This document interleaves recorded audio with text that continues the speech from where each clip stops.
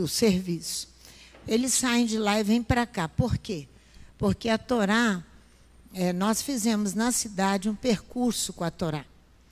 Para aqueles os quais não foram, perderam muito.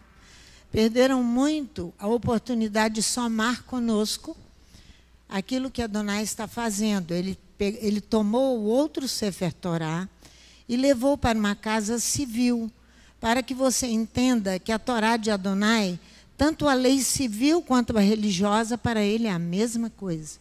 Ele dirige e comanda todas as coisas. Então, quando nós estávamos, eu vou falar com alguns detalhezinhos para vocês entenderem. Ele já tinha nos avisado que ela iria para lá. Mas, quando nós estávamos ali na Praça Costa Pereira, o Lucas estava com o Sefer Torá segurando. Então, eu falei, Léo, nós vamos precisar de... Falei com o Leonardo Gama. Eu fui lá e falei, Léo, mas eu não sabia o que fazer. Nós precisamos e ficou naquilo ali, precisamos. Eu não sabia o que fazer. Fui lá, a Adonai me levou ao Carlão. Por que o Carlão? Porque é um homem mais forte, capaz, e sem falar com ele nada, ele é testemunha disso, vai lá e apanha a Torá da mão do Lucas. Ele foi e apanhou a Torá da mão do Lucas, porque o Lucas é mais novo ainda criança, ele mais velho. Ele tem suporte para simbolizar ali um comando de batalha à frente de uma guerra. Ele foi, apanhou, nós não falamos nada, você está aqui de testemunho, só pedi, apanha a Torá. Ele apanhou a Torá. A Luciana me viu agitada, não foi, Lu? E falou assim, deixa a pastora. Quando ela entendeu que eu estava agitada por uma questão espiritual e não física. E resolvemos ali, e andamos com a Torá na cidade, nesse momento da história universal. Os judeus se exporem desta forma dentro da cidade. Vocês saibam que nós, como servos do Eterno, representando o nosso povo aqui, é uma afronta ao inimigo. Mas eu me lembrei, quando nós fizemos isso, das palavras de Yeshua, que ele diz assim, em Lucas, no capítulo 12, no versículo 4 e 5, que você não precisa ir lá se você não quiser. Eu digo-vos, amigos meus, não temais os que matam o corpo, e depois não tem mais que fazer, mas eu vos mostrarei a quem deveis temer. Temei aquele que depois de matar tem poder para lançar no inferno. Sim, digo-vos, a esse temei. Yeshua disse. Então eu fiquei tranquila e continuei no percurso. Mesmo tranquila mais ou menos, não com medo de nada, mas com receio e temor de Adonai. Porque eu já tinha visto o avançar do Sefirat HaOmer, ele tinha me mostrado que quando a Torá chegasse na casa civil, ela trouxesse o Sefirat HaOmer aqui, pare-o com ela, mas um pouquinho à frente. E eu procurando as peças para colocar lá, não encontrávamos. E falei, pai, o senhor sabe que meu coração está predisposto a te obedecer. Mas eu não encontro as peças próprias para colocar na tua casa e nem lá. Fomos para a internet, depois de rodar a cidade, fomos para a internet comprar 2 peças para colocar no outro Sefer Torá e na arca lá. Mas aí eu comecei a olhar sobre a contagem do Sefirat HaOmer. Me lembrei que a contagem do Sefirat HaOmer se deu um julgamento horrível em Israel há 2 anos atrás, no 33º dia da contagem do Homer, onde estava o Rabad celebrando toda a festividade que eles fazem em Israel em volta de uma fogueira, elevando o rabino que escreveu o Zohar, e lembrando dele e da morte dele. 33º dia, morrem 45 homens que desabam as arquibancadas e morrem todos aqueles homens. Eu chamei Salomão, que estava aqui no meio de nós, e disse para ele, olha, houve um julgamento em Israel. Se Israel é um sinal para você e eu olharmos e temermos, tema a contagem do Sefirat HaOmer. Por quê? Eu chamei e falei, olha, a religião ao qual você serve, eu disse para ele, foi exposta mundialmente, universalmente. Num julgamento de Adonai. As coisas começam onde? Na casa de Adonai. Em Israel. Começam por si, Israel é o sinal para nós. A contagem do Homer vai falar de contai para vós, diz o Levítico no capítulo 23 do Levítico. Contai para vós, no dia seguinte ao Shabat, do dia em que conduzis o feixe do balanço, 7 Shabats, eles serão intactos, diz a Torá. A contagem, em português, é fazer conta, é incluir alguém nas orações ou excluir alguém para que esse alguém seja julgado.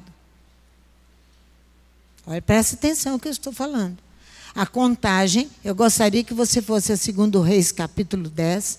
A contagem significa, eu vou contar com alguém,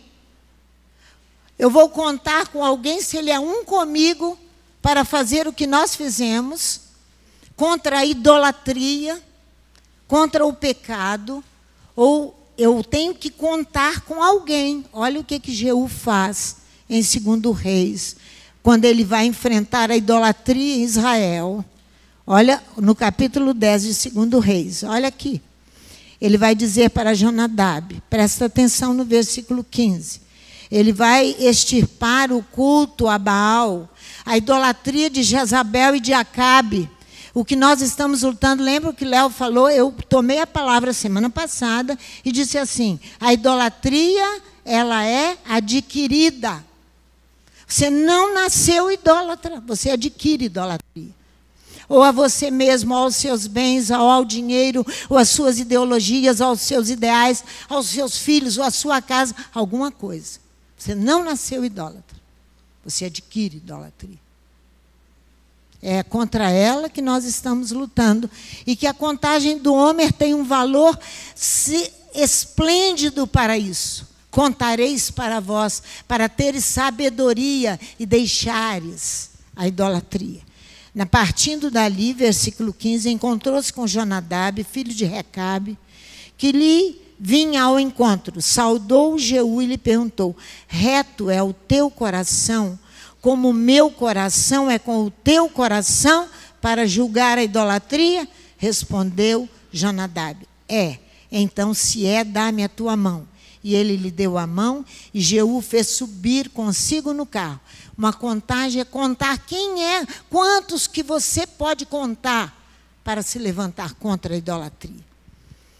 Olha aqui, se eu falei fazer conta, é incluir alguém nas orações, pois este ou esta está prejudicando muitos e muitos. Eu posso incluir para contar com você, eu posso incluir você nas orações, porque você está prejudicando o outro. Com a sua idolatria. Com a idolatria você mesmo, com as suas ideias erradas, com o seu mau comportamento. Eu posso incluir você, sua crença fanática, em uma ideia que pode nos ser, que podemos ser desobedientes aos mandamentos, essa é a ideia. Eu posso ser desobediente ao extremo ao mandamento. Este é o místico. E obter favor e graça de Adonai ao mesmo tempo. Eu não tenho condições. Eu não obedecer mandamento e obter favor de Adonai o tempo inteiro. Esse é o místico. Uma hora ele vai nos julgar. E ele vai julgar contando você. Ele não pode contar com você. E nem comigo. Porque eu continuo idólatra. Eu continuo místico. É o misticismo que está sendo julgado. É o misticismo. Esse é aquele ou aquela que desvia outros a não crer no único Elohim, pois ele se julga inspirado por divindade. Eu disse inspirado por divindade. Inspirado por aquilo que você criou, porque você não nasceu idólatra. Você se torna idólatra. Se julga inspirado. Ele possui a paixão cega por ele mesmo. Por ele mesmo. que leva alguém a excessos em favor de uma religião, uma doutrina ou um partido. Isso é fanatismo. Devemos lembrar da palavra do Eterno antes de Pêssah. Vocês se depreciaram muito. A depreciação se dá, você perde o seu valor quando você escolhe outro Deus para você seguir. É a perda de valor. É o menosprezo aos mandamentos e à Torá de Adonai. O indivíduo se rebaixa, pois assumiu o misticismo para a sua vida. Doutrina filosófica e religiosa, o qual a perfeição consiste numa espécie de contemplação a si mesmo. É o chamado narcisismo. Narcisaram-se. Hoje tem como uma doença que os psicólogos e os psiquiatras vão tratar. Irmãos, psiquiatras e psicólogos tratam sim, mas não narcisismo. Narcisismo é uma doença, é uma lepra espiritual. Espiritual. Se eu deixar de falar isso com vocês, da forma que eu estou falando, Adonai vai me cobrar isso. O Narciso é uma fábula que se mostra encantado por si mesmo. Ele se enfeita de devaneios extremos para mostrar o amor mórbido por si mesmo. Ele vai ao êxtase e se une o homem ao Deus homem. Ele vai a êxtase total de tanto contemplar a si mesmo. Suas ideias e as suas ideologias não cabem na Torá e nem no Deus único de Israel. Para de contemplar a si mesmo. A idolatria se une ao homem, ao Deus homem, numa intensa devoção religiosa. A idolatria conduz-nos ao mais alto grau de rebaixamento. Pois o Eterno irá matar-nos se este não se arrepender da sua idolatria. Nos faz adquirir um sentido torpe, humilhante, desagradável e ofensivo. Quando eu estou aqui à frente, interrompendo o Léo para falar isso, porque eu tenho base legal para falar. Eu ouço de vocês a idolatria de vocês. Nos tornamos grávidos de qualquer animal. Nos tornamos grávidos de qualquer animal. Nos enchemos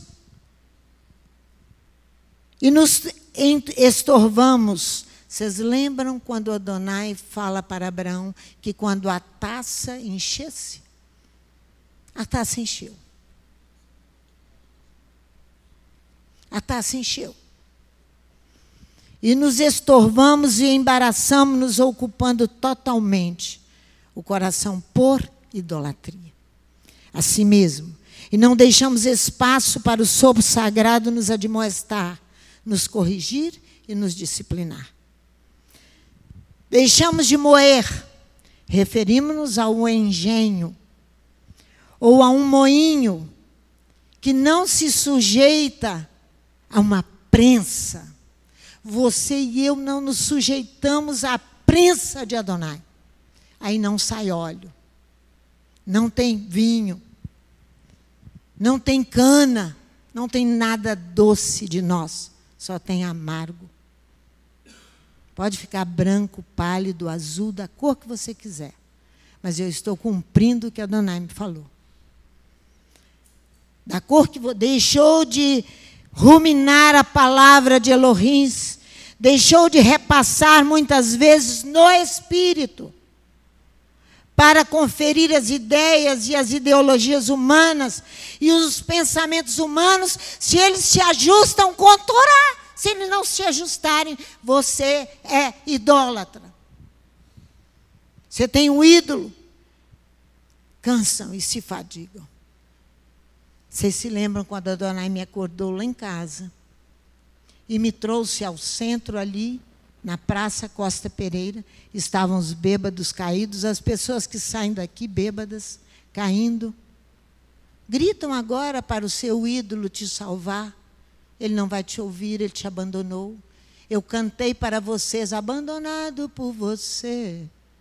O ídolo vai te abandonar, porque ele vai se fadigar de você. Mas os que esperam no eterno, diz o profeta, eles não se fatigarão. Eles correrão como águia e não se cansarão. Trabalharão até o fim, porque Adonai lhes dá forças. Até o fim. A contagem do Homer nos ordena a marcar e registrar aqueles que não se voltaram para a idolatria. Aqueles que você pode contar com eles, como disse Jonadab. Quando nós começamos a orar, Ezequiel capítulo 9, nós já não tínhamos conferido a Torá. De Amós, vamos lá. Amós capítulo 9, que é a Haftará de hoje. Da Paraxá de hoje. Saia da sua casa e venha contar o Homer e chorar diante de Adonai e dizer: Pai, dá-me um coração de sabedoria para eu não morrer com os idólatras. Amós capítulo 9, a partir do versículo 15, que está na nossa paraxá de hoje. Porque darei ordens, sacudirei a casa de Israel, porque ele começa de cima para baixo. Ele começou em Israel, denunciando o misticismo, denunciando a idolatria, ao rabino. Você tem um só rabino. Você tem um só rabino. Vou repetir. Você e eu só temos um rabino. A ninguém chameis rabi, diz ele. Mas ele não é Deus. Jesus não é Deus. Ele não é Deus. A ninguém chameis rabi. Porque um só é o vosso rabi. Ele não se chamou Deus. O cristianismo vai ter que urrar. Vai ter que urrar para deixar essa idolatria. Porque darei ordens e sacudirei a casa de Israel entre todas as nações, assim como se sacode trigo no crivo, sem que caia na terra um só grão. Todos os pecadores do meu povo morrerão à espada. Todos os que do meu povo. O mal não nos alcançará nem nos encontrará, porque eu tenho sangue azul de Israel. É assim que que a Bíblia está falando, que os profetas estão falando. Naquele dia tornarei a levantar a tenda de Davi que está caída. E repararei os seus lugares quebrados. Restaurarei as suas ruínas. E edificarei como nos dias da antiguidade. Para que possam o restante de Edom e todas as nações que são chamadas pelo meu nome, diz o Eterno, que faz estas coisas. Para reerguer a casa de Davi, você vai ter que deixar a idolatria. A idolatria ao rabi, a idolatria a você mesmo, ao rabi que você criou para a sua cabeça, porque ele nunca disse que ele é Deus. Ele é o profeta de Israel. Não durma. Vocês não fechem os olhos na minha frente. Não durmam. Sabe por quê? Porque nós estamos aqui alertando vocês a se manterem acordados, para que vocês não morram. É isso aqui que é a contagem do Homer. Saia da sua casa e venha contar. E venha transferir para lá cada dia, até para que você, durante esse período, encontre coração sábio e deixe a idolatria. Encontre um coração sábio e deixe a idolatria, para que você se salve e consiga falar a alguns para salvar alguns. Que o Eterno nos abençoe. É por isso que ele vem à frente. Ele se afasta aqui. Ele sai do meio de toda aquela questão lá e vem e se impõe. Eu sou a contagem do Homer. Contarei para vós. Conta para você, não é para ninguém. Em nome de Yeshua, o Mashiach.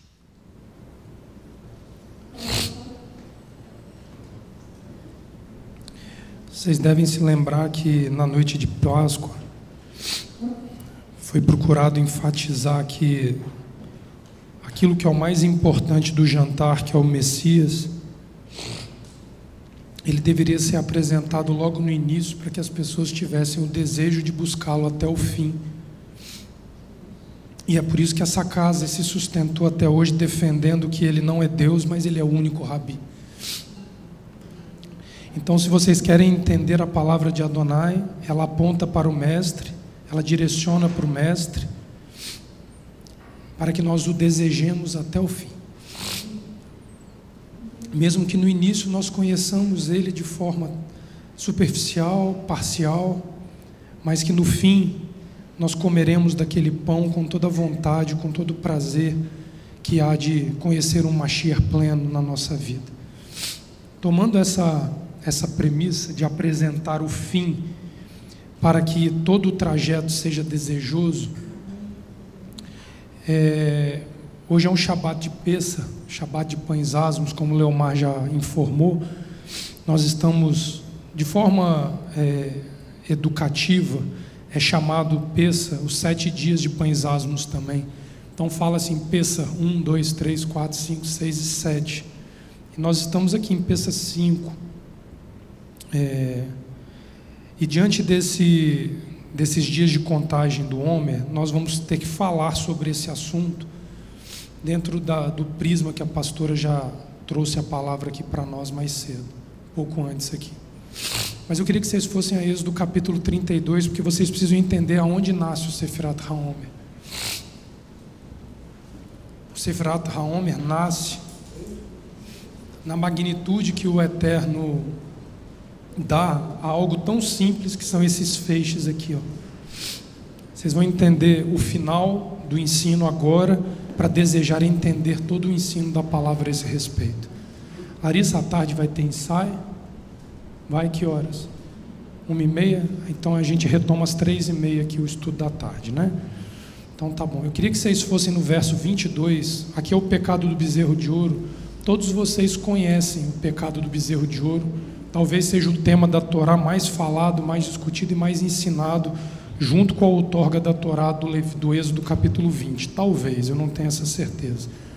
Mas o texto vai dizer que Moisés estava há 40 dias se colocando diante de Adonai no Monte Sinai, e nós vamos ver que nós vamos precisar considerar a relativização desses 40 dias, que ao invés de 2, talvez tenham sido 3 subidas de 40 dias que Moisés fez. Nós vamos entender isso,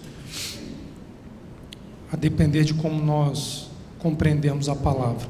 Mas aqui Moisés está no monte com as tábuas sendo lavradas, e o povo não tem paciência, Leomar, com Adonai.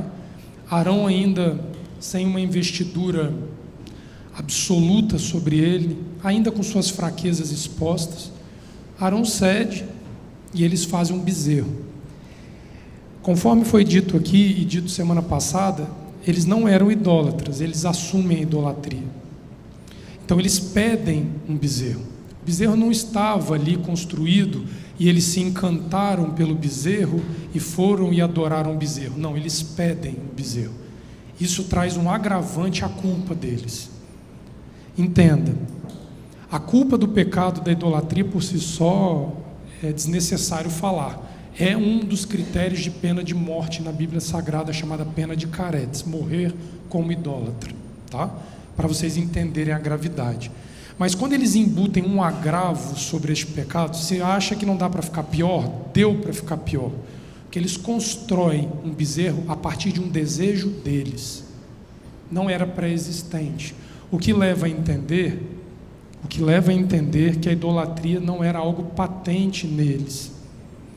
Mas o deserto propiciou essa situação. Dentro desse cenário, Arão vai sucumbir aqui. E qual foi, Leomar, o agravante inserido por você desejar o ídolo? Que no capítulo 33, Adonai anuncia que vai romper a aliança com Abraão, Isaque e Jacó. Esse era o agravo embutido. Que Moisés, como um grande jurista, ainda que nos seus primeiros momentos de experiência, ele já tem que lidar, pastora, com o problema talvez mais grave. Você imagina um advogado em início de carreira, o que ele pega? Divórcio não litigioso, né, Ulisses? Pequenas causas, Serasa, tirar multa do Detran, coisas que ele vai pegando mão e conhecendo o trâmite jurídico. Agora você imagina um advogado recém-outorgado ali na lei do direito. E aí, Ulisses, do nada ele tem que julgar uma causa nacional que faria a nação desaparecer. Moisés ali é colocado à prova, e ali ele se torna o legislador de Israel, que ele consegue entender o agravo. Quando ele vê que a nação seria destruída, e uma proposta de nascer uma outra nação a partir de Moisés, ele entra e diz: Elohim misericordioso, compassivo, os chamados atributos divinos, 13 atributos divinos tão famosos, é um recurso de agravo à pena de Israel naquele tempo. Mas a pergunta é: por que foi tão grave? Israel pecou com a idolatria do bezerro e depois pecou com inúmeros outros deuses. E em nenhum momento houve uma ameaça de ruptura com a aliança de Abraão, Isaque e Jacó, como aconteceu neste fato. Nós precisamos entender isso daqui, porque era a primeira Páscoa. É isso que nós não podemos deixar escapar. Não se esqueçam que o que eu vou ler aqui agora aconteceu no dia 17 de Tamuz, 4º mês da saída do Egito. Então ainda era o ciclo das primeiras festividades. Não houve contagem do Sefirat HaOmer neste ciclo. Prestem atenção. Porque quando Israel sai do Egito, ela marcha até o dia 6 de Sivan, na verdade até o dia 4 de Sivan, que ela chega ao pé do Monte Sinai, capítulo 19 do livro de Êxodo. E ali no dia 4 eles se consagram para que no dia 6 Moisés suba para receber as tábuas. Não há relato de contagem do Sefirat HaOmer. Houve pães asmos, houve ervas amargas, o cordeiro, matzá, todo o processo, mas não houve contagem do Homer, porque ainda não estava exposto ao homem que, ao sair do Egito, o primeiro evento de exposição que haverá para nós no âmbito individual e coletivo é a nossa idolatria. É o primeiro. Se não, as tábuas ali, pastora, esquece. É por isso que diz: eu sou o eterno teu Elohim, que te tirei com mão forte do Egito, não terás para ti outros. Por que é o primeiro e o segundo mandamento? Porque a partir do momento que você celebra a Pêssah dentro da realidade bíblica, fora os excessos e os desvios, você vai ser exposto ao confronto do primeiro mandamento. Então a idolatria, ela surge como o primeiro passo de ruptura com uma vida passada que nós temos dentro de um sistema. Mas não tinha o Homer. O Homer vai ser instituído para o segundo ciclo. Números capítulo 9 vai narrar a segunda Páscoa. Na segunda Páscoa surgem 2 novos mandamentos não previstos dentro do primeiro ano de partida do Egito.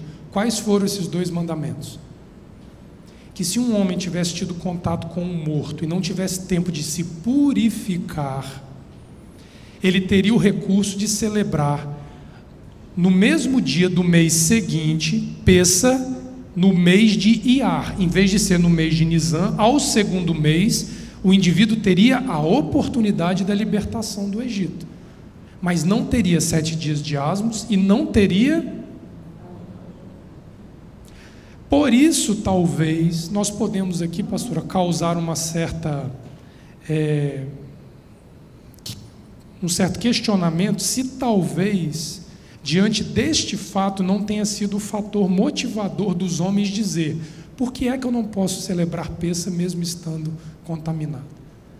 Ali o homem, ele já está se deparando diante de um cenário de que a idolatria é o maior fator de contaminação do ser humano.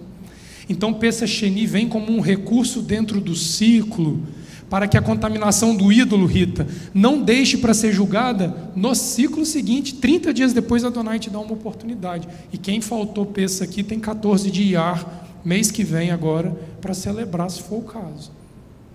Mas observa um detalhe: quando você não vê a presença do Sefirat HaOmer, você vai ver que é um mandamento que ele estava nas mãos de Moisés no Monte Sinai, mas Pêssah já tinha sido celebrado e Shavuot já tinha sido celebrado. Não havia tempo de, ao Moisés descer do Sinai, introduzir a contagem do Homer, porque o Homer se conta no dia 16 de Nisan. Ou seja, já no segundo dia de partida do Egito, eles já precisariam estar contando o Homer. Não houve a contagem do Homer. E aí a idolatria brota, vai ter que sanar em Êxodo capítulo 32, porque nós vamos ver o que é contar com alguém aqui. Porque tem uma ambivalência, eu estou contando 1, 2, 3, 4, 5, 6, e eu conto com Ulisses, eu conto com Leomar, eu conto com Juan, eu conto com a pastora, com A, com B e com C. É ambivalente o significado. E na Torá ele é usado de forma ambivalente. Eu mostro para vocês aqui. Ou seja, na ausência do Sefirat HaOmer, o ídolo foi lhe dado diante da espada, morte. Você tendo o Homer, você pode poupar a morte. É só isso que significa esses meros feixes de cevada expostos durante 49 dias para nós. Tão insignificantes, tão frágeis. Eu estou sendo irônico. Frágeis. Cevada. Se faz quase nada com cevada. Mas é o fruto do Shivat Haminim, das 7 espécies, que abre peça. Talvez tenhamos que rever o significado da cevada. Mas olha o verso 22 aqui para nós, por favor. Capítulo 32. Olha o fogo do ídolo aqui brotando dentro do povo. Volta no 21. Perguntou Moisés a Arão: que te fizeste este povo, que sobre ele trouxeste tamanho pecado? Respondeu Arão: não se acenda a ira do meu senhor, tu sabes que o povo é propenso para o mal. Disseram-me: faz-nos deuses que vão adiante de nós. Não sabemos o que sucedeu a este Moisés, a esse homem que nos tirou da terra do Egito. Moisés aqui foi desprezado igual o feixe da cevada é desprezado nesse tempo. Olha para ele, um homem frágil, um homem simples, 80 anos. Então eu lhes disse: quem tem ouro, arranque-o. E deram-mo, e eu lancei no fogo, e saiu este bezerro. Vendo Moisés que o povo estava desenfreado, e que Arão o havia deixado à solta para a vergonha dos seus inimigos, em outra tradução, o povo estava ardente, pôs-se em pé à entrada do arraial e disse: quem é por Adonai? Não é de Adonai, porque o povo era de Adonai. Aqui ele queria saber quem se colocaria diante de uma condição ativa em favor de Adonai. Quem é por Adonai, venha a mim. E se ajuntaram a eles todos os filhos de Levi. Olha só isso aqui. Então lhe disse: assim diz o eterno Deus de Israel: cada um põe a sua espada sobre a coxa, passai, tornai pelo arraial de porta em porta, e mate cada um a seu irmão, cada um a seu amigo e cada um a seu vizinho.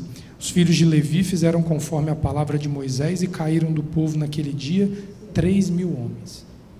Esse foi o custo para a erradicação da idolatria e para uma separação permanente do ídolo. Porque a tribo de Levi, a partir de agora, carregaria sobre a testa do sumo sacerdote: sede santos, porque eu, o eterno teu Elohim, sou sede santos. Não daria mais para haver recorrência nesse problema. Quando a tribo de Levi faz isso aqui, é o dia 17 de Tamuz, do ano 1 da partida do Egito, era o 4º mês. Moisés retorna ao Monte Sinai. As primeiras leis que derivaram dos primeiros 40 dias encontram-se no capítulo 20, 21, 22 e 23 do Êxodo. O Sefirat HaOmer não se encontra ali.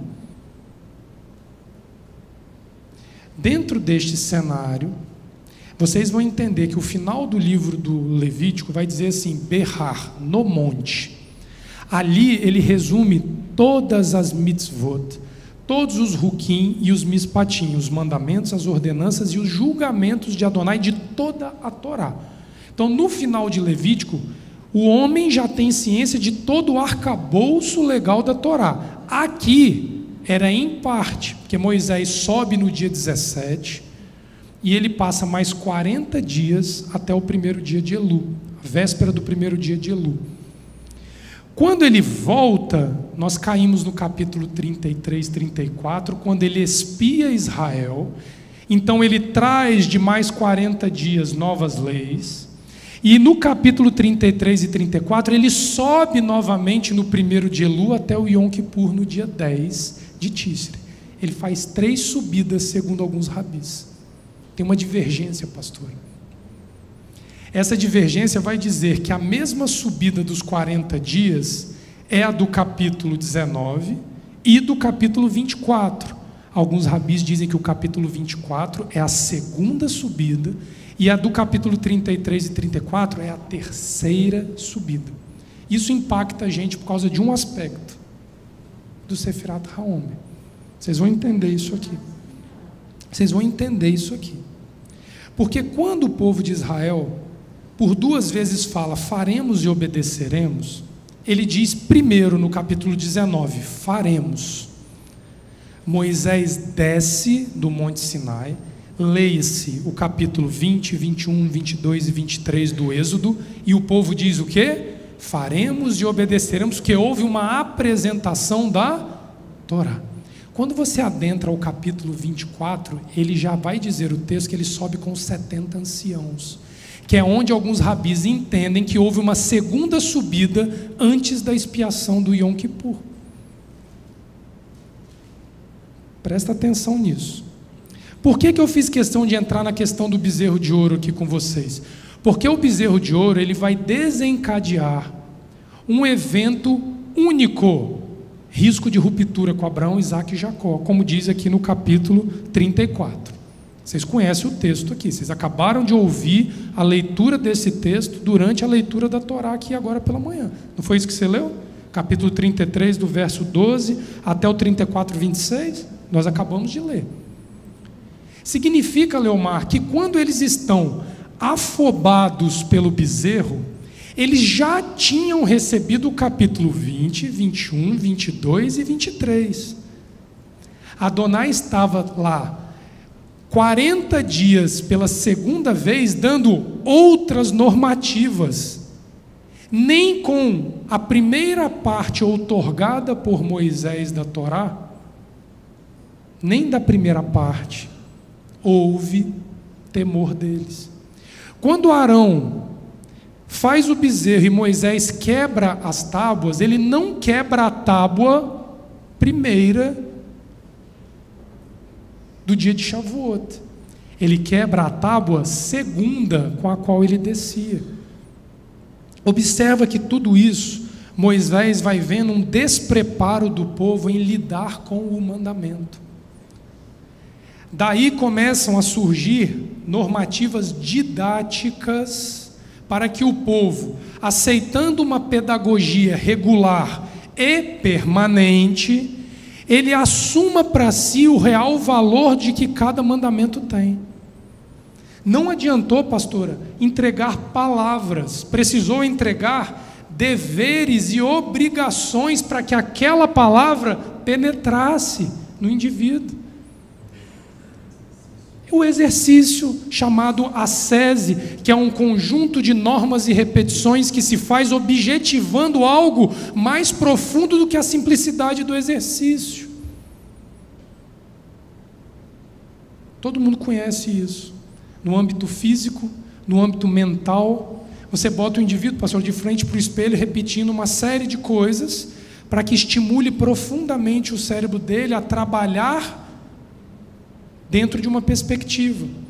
É o que está cheio hoje em igrejas, em rabinatos, em escolas, em universidades, de programações mentais que as pessoas fazem, que isso tem um nome técnico e paga-se muito para ter o tal do coaching intelectual hoje, que espiritualmente falando vira um mantra, porque isso envolve absorção de influências demoníacas em cima disso. Porque o homem, foi dito a ele o seguinte, um dia após o outro, vai lá e Simples. Não foi dado nada severo. Pega o bezerro, sobe o altar de bronze, degola, disseca, queima uma parte, consome a outra. É uma pedagogia. Aí aqui, nós estamos diante dos 7 dias de asmos. Quando nós não assumimos essa pedagogia, só o fio da espada vai julgar quem fica de pé ou não diante de Adonai. Quando nós abdicamos desta pedagogia simples que uma criança é capaz de fazer, nós estamos querendo dizer para Adonai que só a espada para resolver o problema conosco.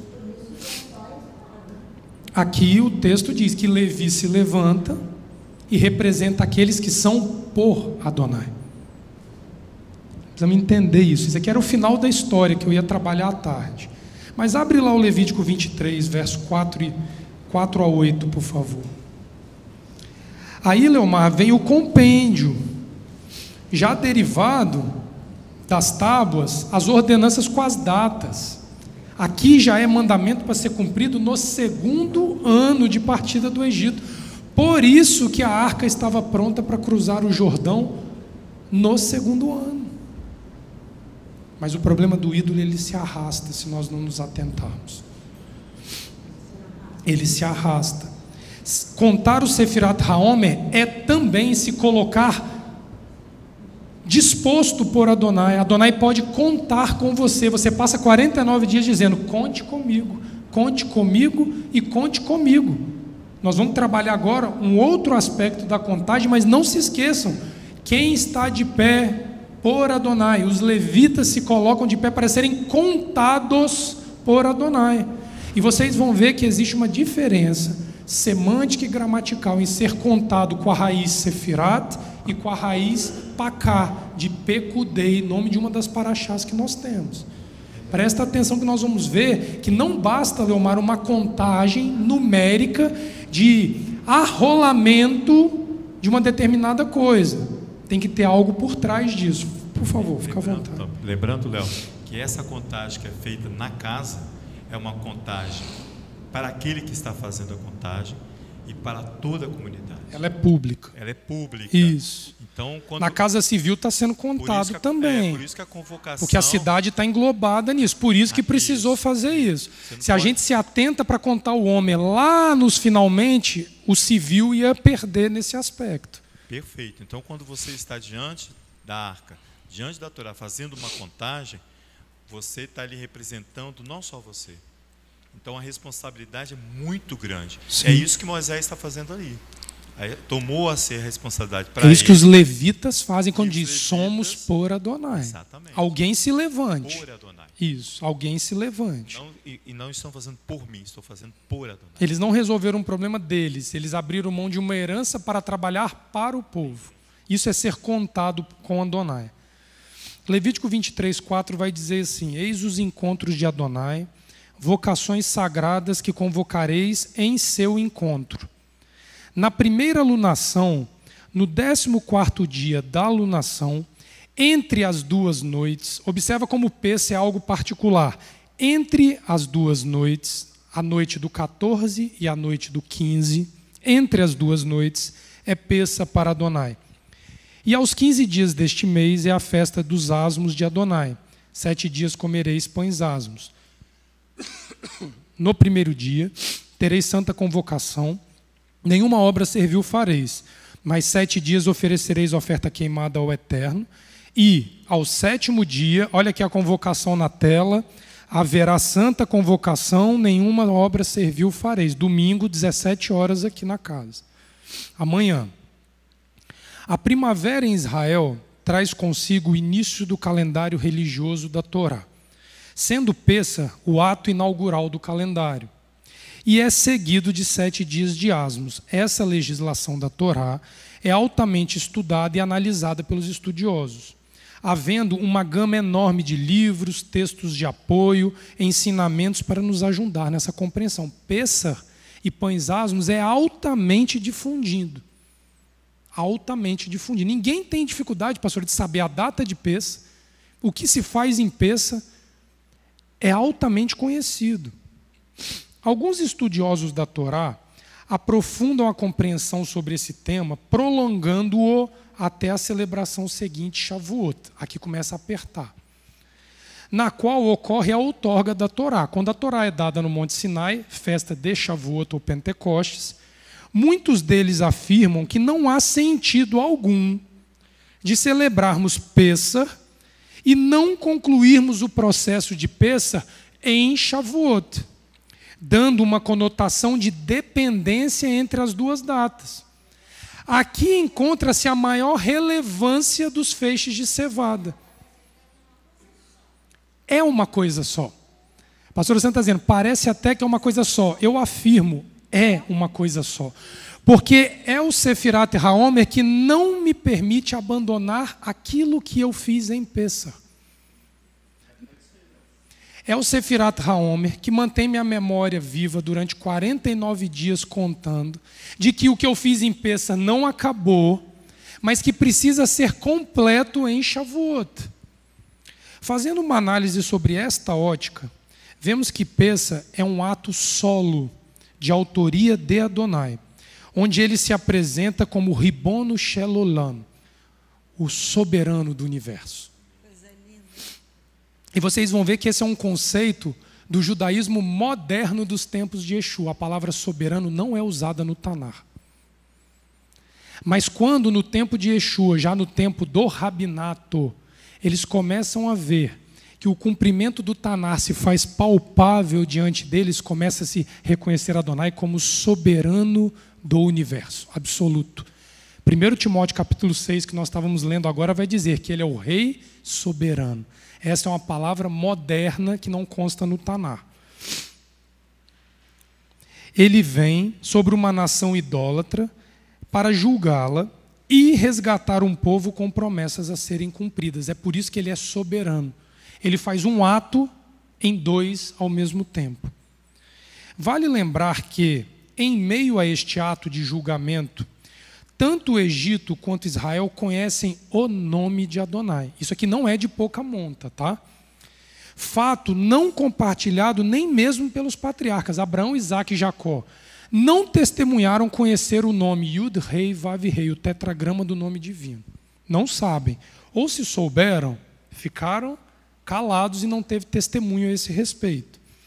Esse fato ampara a ideia de que Pêssar é a celebração bíblica que gira em torno da revelação do nome de Adonai para a humanidade. Prestem atenção. Como que eu posso atribuir diante de uma religiosidade a ideia de que Pêssar é uma celebração exclusiva de uma parte da humanidade?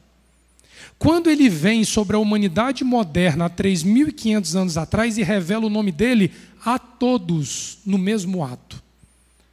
Pêssar é a revelação de Yud, Rei, Vav, Rei, o nome que nós não pronunciamos, que alguns arriscam chamar de Iavé, Jafé, Iavô. Eu não vou entrar no mérito da pronúncia do nome divino, mas que pelo temor nós nos silenciamos.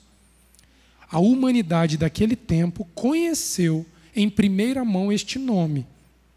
Então Pêssar é a celebração do nome de Adonai revelado à humanidade.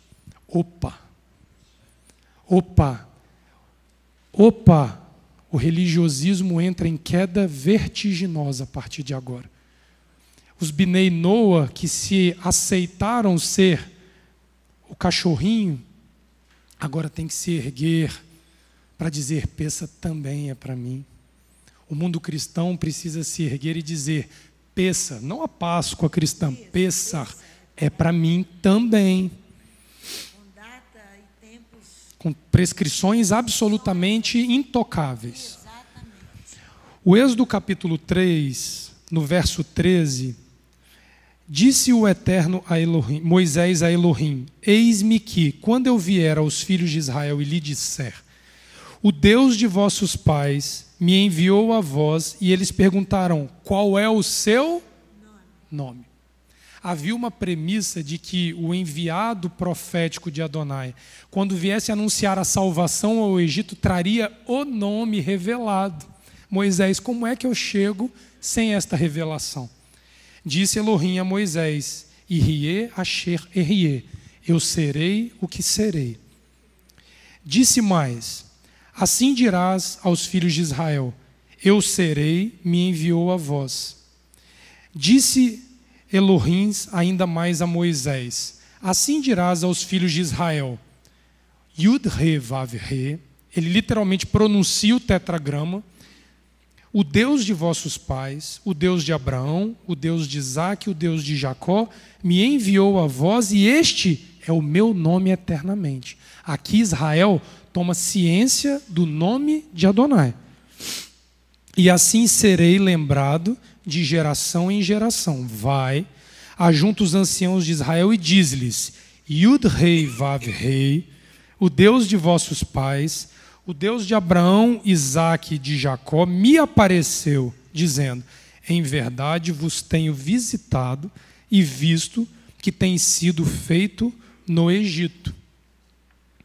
No capítulo 5, virando a página, no verso 1 e 2, no primeiro encontro de Moisés e Arão com o faraó, o texto diz, depois foram Moisés e Arão e disseram a faraó, assim diz, Yud Rei Vav Rei. Eu não tive tempo de botar o hebraico para vocês conferirem que na Torá está escrito o tetragrama nestes momentos aqui.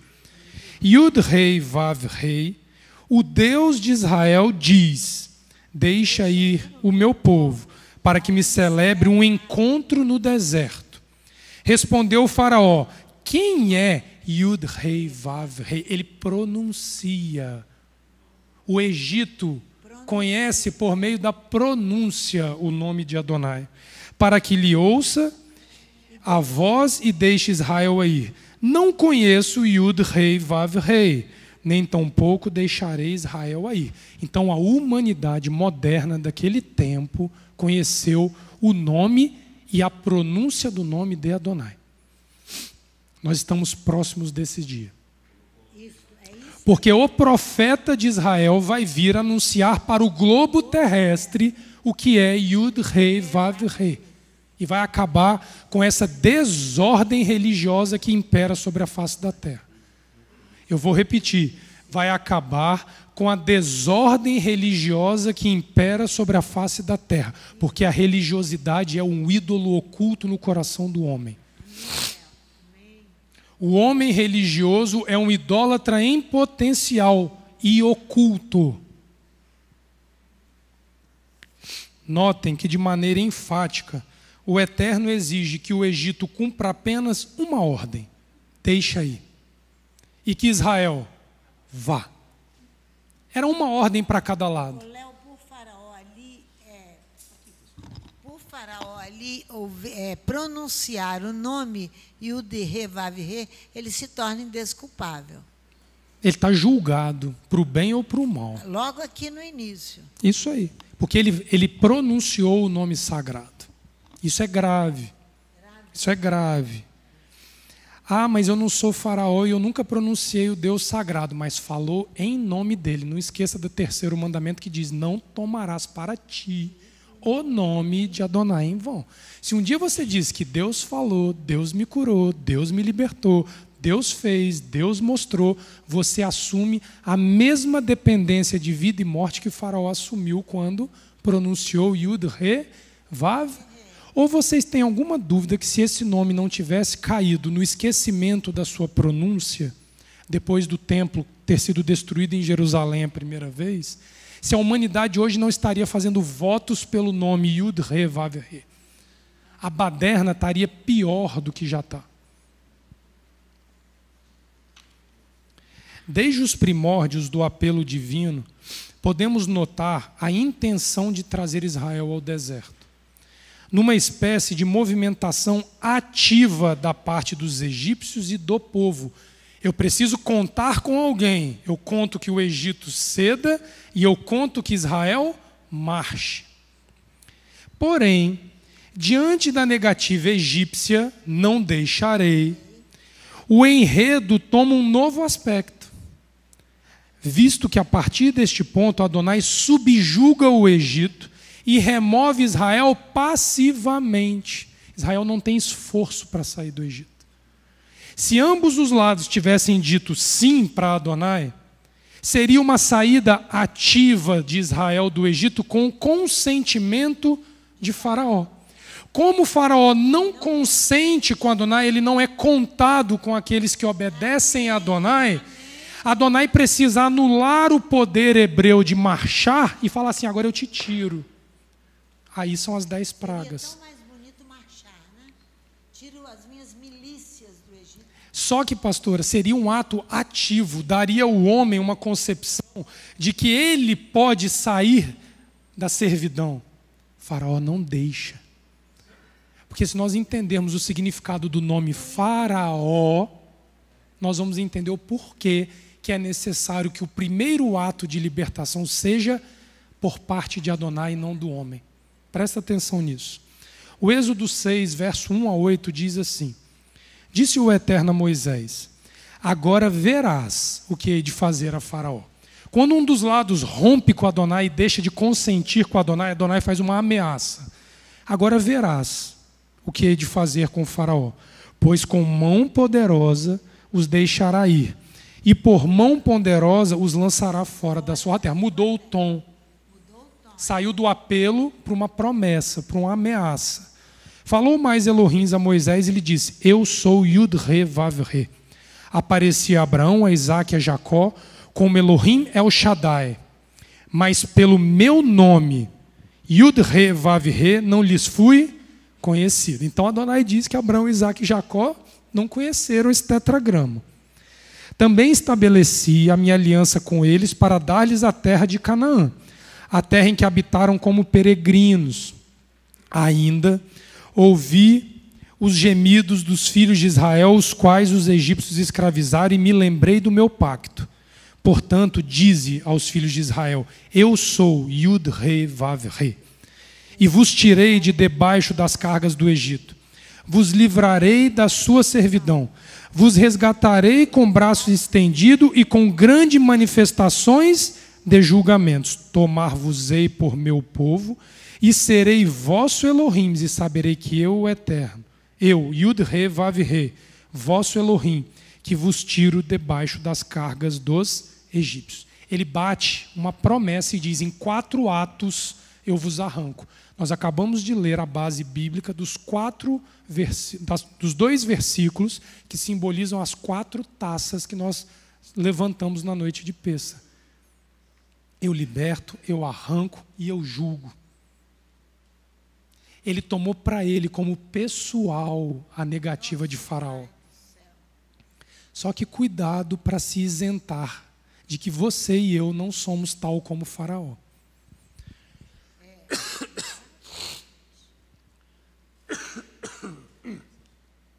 Fica mais claro ainda a intenção de Adonai em encontrar o seu povo no deserto. Mesmo sem haver consentimento por causa dos deuses do Egito, em especial da figura de Faraó. Vale lembrar o significado de Faraó em hebraico. Faraó em hebraico é paró, a palavra inicialmente usada para descrever a casa do rei do Egito e não a posição de governante, o que no texto antigo chamava-se casa grande, paró, P-A-R-O-H, na transliteração. Sendo esta destacada por causa das suas dimensões. Os faraós dos primórdios moravam em casas, Juan, muito grandes, que destoavam do tamanho das casas que os demais egípcios moravam. Portanto, a casa do governante era chamada Faraó, não o governante. A aplicação de Faraó como título do soberano egípcio começa a ser usada a partir da 18ª dinastia egípcia, período dos Iquiços, quando a descentralização do poder no Egito descaracteriza a soberania territorial no país, sendo este governado por reis em suas posses. Se o Egito fosse dividido em 25 partes, tinham 25 reis iquiços governando o Egito. neste tempo, para que o soberano governador do Egito voltasse a ser reconhecido como o único soberano da terra, o nome Faraó é atribuído ao título do governante. E, concomitantemente com isso, José começa a trazer as terras de posse dos reis iquiços de volta para o poder de Faraó. Então o homem se torna rei da terra, rei do povo e Deus soberano do Egito. Só nesta dinastia, a 18ª, é que estes homens começam a ser considerados deuses. Calma que fica pior. Dessa forma, podemos considerar a ideia de que nomear o rei egípcio como Faraó foi uma tentativa de autoproclamação em meio ao momento político-administrativo que o Egito vivia naquele tempo. Portanto, devemos assumir que a definição da palavra paró, Faraó, absorveu o conceito de soberania domiciliar para o âmbito pessoal e moral. Eu sou moralmente soberano, denotando um caráter de grandeza ao indivíduo. Daí a afirmativa de que o significado espiritual mais adequado da palavra paró seja ser soberano sobre si mesmo. O indivíduo que se apoia em ideias próprias e as admira. É uma espécie de narcisismo moral e intelectual. Eu vou repetir. Ser como Faraó é ser soberano sobre si mesmo, onde o indivíduo se apoia em ideias próprias e as admira, uma espécie de narcisismo moral e intelectual. Ele é idólatra a si mesmo. Aí eu trago para os dias de hoje. Existe um só Faraó sobre a terra? Biblicamente, todos nós em Peça somos convidados a descobrir o tamanho do Faraó que habita dentro de nós. E que se esse Faraó não sucumbir passivamente à vontade de Adonai de deixa ir o meu povo, ele vai enfrentar pragas destruidoras sobre a sua própria vida. Hein, Léo? É por isso que eles desejam tanto dominar o povo, não é? Domínio mantém o povo sobre suas mãos e sobre as suas ideias e ideologias, né? Não é? Mantém todos presos. Então você vai continuar escravo de Faraó? Hoje o mundo, pastora, quem acompanha os problemas globais hoje, é guerra por um lado, aquecimento global, se existe, se não existe, esse monte de problema que fica na internet aí, nesse redemoinho aí. Mas se vocês olharem as análises mais francas dos grandes comentaristas de geopolítica mundiais, eu não estou falando só do Brasil não, mundiais, eles vão dizer uma coisa uníssona, todos eles. Uns vão dizer que tem aquecimento global, outros vão dizer que aquecimento global é invenção. Uns vão dizer que as guerras elas podem culminar numa terceira guerra, uns vão dizer que são locos regionais e por aí vai. A fome, o problema de não sei o quê. Eles têm várias divergências, mas eles são uníssonos quanto a uma ideologia que se forma nos dias atuais. O mundo está sobre um momento de definir uma nova ordem mundial, onde haverá um eixo de esquerda e um eixo de direita. O mundo está se posicionando social e politicamente. Eles são uníssonos. Pode ser americano, pode ser europeu, pode ser brasileiro, pode ser israelense. Até os comunistas falam a mesma coisa.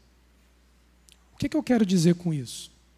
Que se nós não enxergarmos o movimento terrestre que há para se estabelecer um lado que predomine sobre a face da terra, para que as suas ideias sejam impostas, eu vou morrer na dúvida se voto no Lula ou no Bolsonaro. Deu para entender o que eu estou falando? Se eu voto na direita do Brasil ou se eu voto na esquerda. Se eu sou libertador, Ulisses, ou se eu sou progressista. A discussão nossa está aqui, ó. O que está acontecendo no mundo é uma forma de uma briga de dois polos para tentar fazer o mundo pensar de uma só forma. É o passo que antecede a vinda do autoproclamado governador da face da terra. Prestem atenção. O tal anticristo, que vocês gostam tanto de usar essa palavra mal colocada, traduzida no Segundo Testamento, o soberano dos humanos está às portas esperando resolver se vai ser a esquerda ou se vai ser a direita que vai predominar nesta guerra, porque quando a guerra se estabelecer, um lado vai cair. O lado que ficar vai precisar de uma regência, porque tem uma outra metade que não fala a mesma língua. Quem é que vai vir? Alegando ser o unificador da humanidade. Prestem atenção, os momentos bíblicos são para hoje.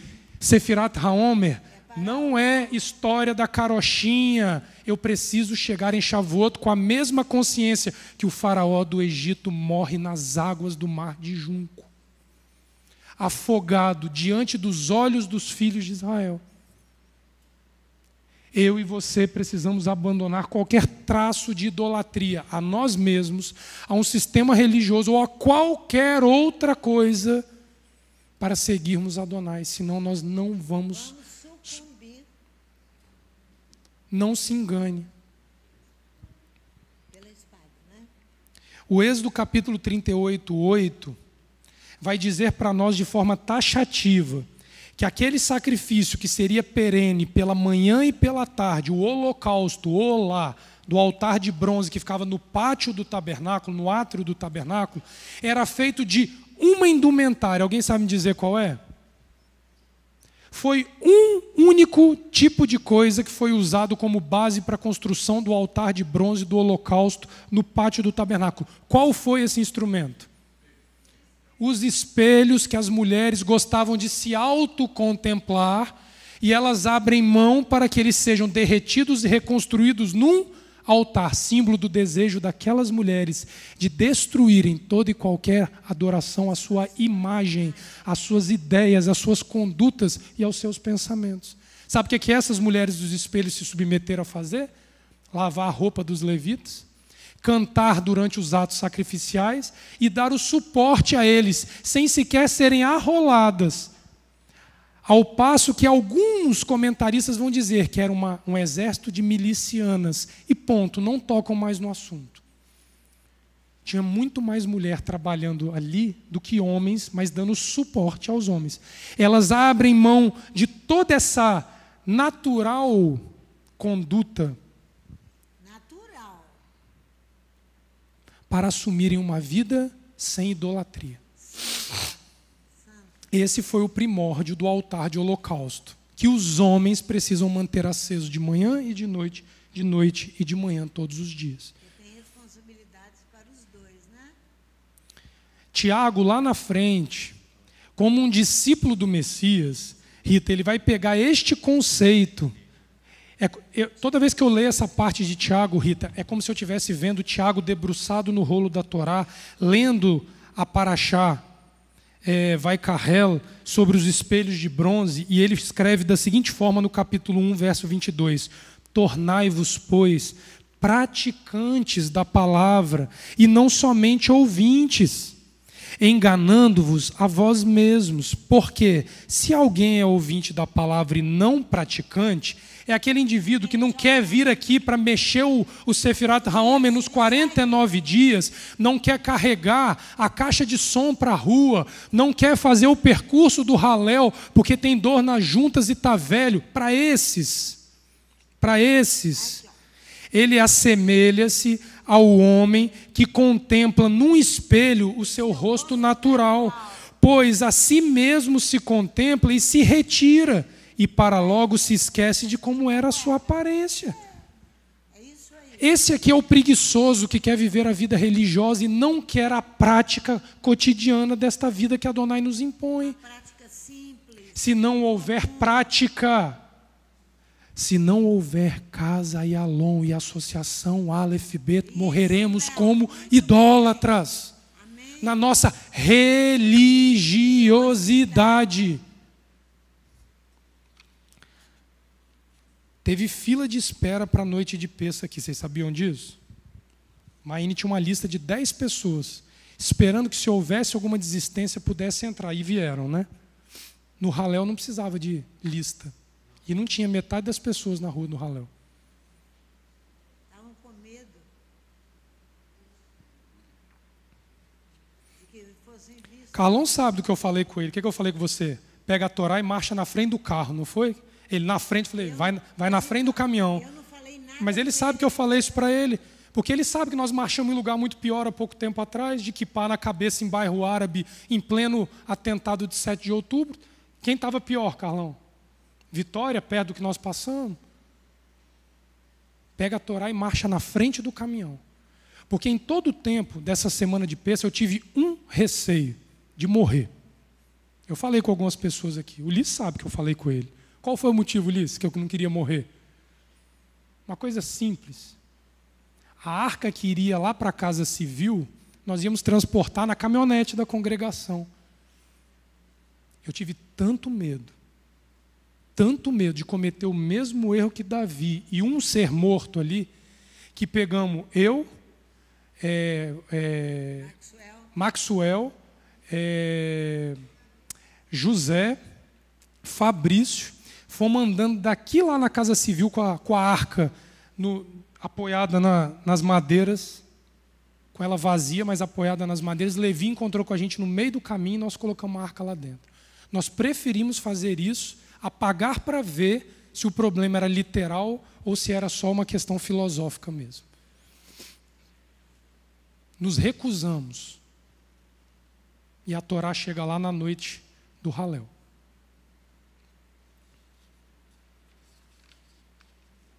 Conforme ensina a Torá, Adonai confronta o Egito e o seu governo, impondo-se por meio de 10 golpes precisos que atingiram o seio da nação.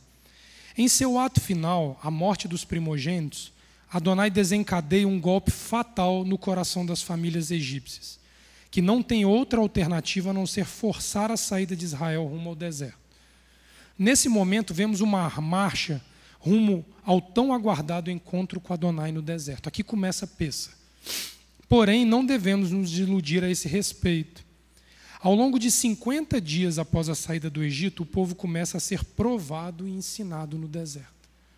Não tinha o Sefirat HaOmer, mas tinham provas que o povo passaria para chegar ao Monte Sinai, sem saber o que exatamente havia para eles no Monte Sinai. Fica claro para nós que o propósito de serem libertos do Egito era contrair com Israel um pacto no Monte Sinai. Então só houve Pêssego porque haveria Shavuot. Entende a conexão? Por que eu não posso desgarrar disso aqui nesses 49 dias? Porque se em algum momento eu deixar passar a concepção que Pêssego existe para que eu tenha Shavuot, eu perdi o ciclo. Por isso que nós temos 49 dias, pastor, porque um dia eu posso estar atribulado, não contei, mas no dia seguinte eu conto. E eu vou me sustentando no Sefirat HaOmer para que chegue o dia 6 de Sivan para celebrar a outorga e o pacto de Adonai conosco.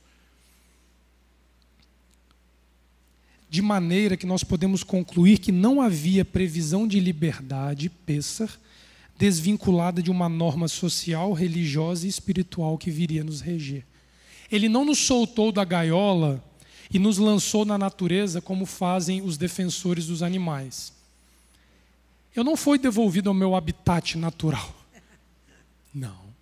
Ele me liberta para me colocar de volta numa condição de encontrá-lo. Então tem norma, tem regras, tem leis. Não é tão difícil assumir isso. No fim, devemos entender que a saída do Egito, Pêssego, era o abandono de um sistema de vida religioso e social, regido por humanos, com a finalidade de os conduzir a outro sistema religioso e social, neste caso, regidos pela Torá de Adonai. É trocar o sistema que nos controla. Isso. Não há condição de sair de um sistema e viver sem um sistema de controle.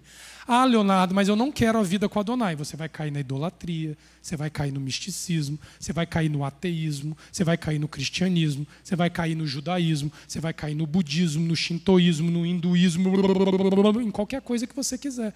Não existe ausência de controle sobre nós. Porque se nós pensamos, algo rege a nossa mente.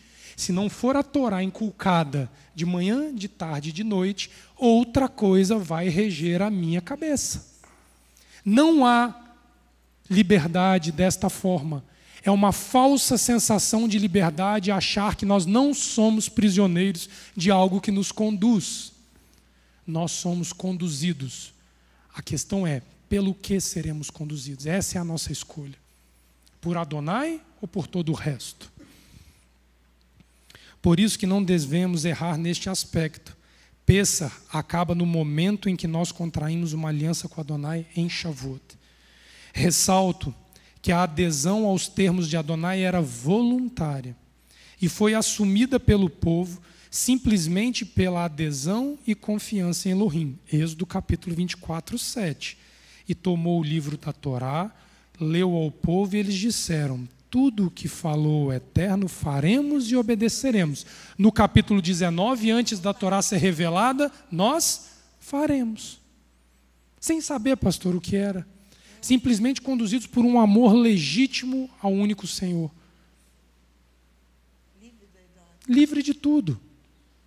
Só que o que aconteceu na ausência do Sefirat HaOmer? Quando Moisés, no capítulo 24, sobe pela segunda vez, o povo cai na desgraça do bezerro de ouro. A contagem de tempo, ela é sagrada, tal qual o objeto da contagem. Isso é Sefirat HaOmer, que nós vamos pegar no período da tarde e vamos dissecar esse assunto, que está congelado comigo desde 2021. Presta atenção no que eu estou falando. Não é uma mera contagem. É uma contagem sagrada de um tempo sagrado. Porque se eu perder a sacralidade desses 49 dias, eu perco Shavuot. Aqui eu vou deixar um dever de casa para todo mundo aqui. Quem estava aqui em Pessah? Levanta a mão, por favor. Agora levanta a mão quem convidou alguém para estar aqui em Pessah que tenha assistido pela internet ou tenha vindo. Todos nós que fizemos isso, como casa de oração, nós convidamos todo mundo, né? Mas todo mundo que tenha feito isso tem a obrigação de ir lá naquela pessoa e dizer: Pessah não acabou. Dia 6 de Sivan deste ano, você precisa estar novamente diante de Adonai para receber o pacto o qual ele nos prometeu. Senão você participou apenas de uma memória histórica da nação de Israel.